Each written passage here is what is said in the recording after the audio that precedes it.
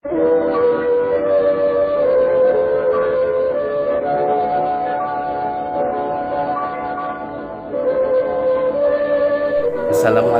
warahmatullahi wabarakatuh. Gak terasa lewat jembatan di waktu pagi, jalan ngebut menuju kota wisata. Hajatan Betawi keempat udah sebentar lagi. Yuk kita sambut dengan penuh sukacita. Telaga ada di tepi hutan, banyak ikan yang pada berenang. Semoga Rabbil Alamin Allah berikan kesehatan, karena dia udah banyak bikin orang senang. Pergi ziarah kita bawa kembang, ada kembang melati, ada kembang tihau.